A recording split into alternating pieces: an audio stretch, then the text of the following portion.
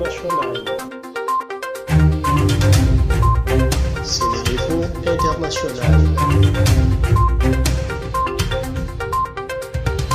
abonné leen ci suñu chaîne YouTube ngir jot saa su nekk ay xibaar yu wér te wóor aju ci réew mi ak ci bitim réew.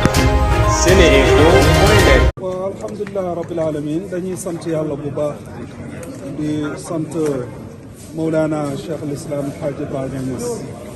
li ñuy wax rek ci monsieur l'ambassadeur Mouhamed Ndiaye Rahma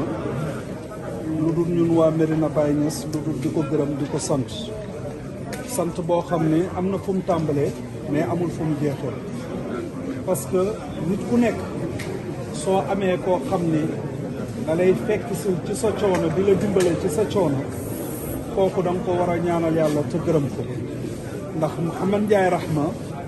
mooy première nit koo xam ni ci doomu Kaolack kon ñu ngi koy waxee nga xam ni dafay jàllale li nga xam ne mooy social di dimbale doomu aadama yi ndax wax nañ ko léegi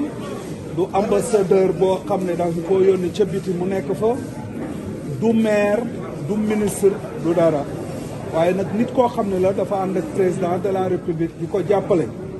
waaye ci biir jàppale boobu nag mu gis ni doomu Kaolack la gis ni Medina gii mooy Medina Mawlana Cheikh al Islam waaye terewu tamit suñu yeneen kër bàyyi ñu ngi fii ñu xam leen waaye ñëpp la yemale waaye lépp lu Medina xewle dana ci ñëw def ci loxoom tey gis nga nii mu ñëwee fii yegsi ci jotaay bi ne xaaral ma dem fekk ji leen daaw def na ko te daaw nam ko defee dama la koy wax ay millions la jël yëkk SeneInfo International. SeneInfo International.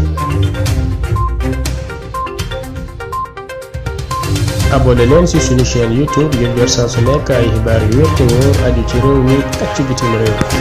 SeneInfo.net.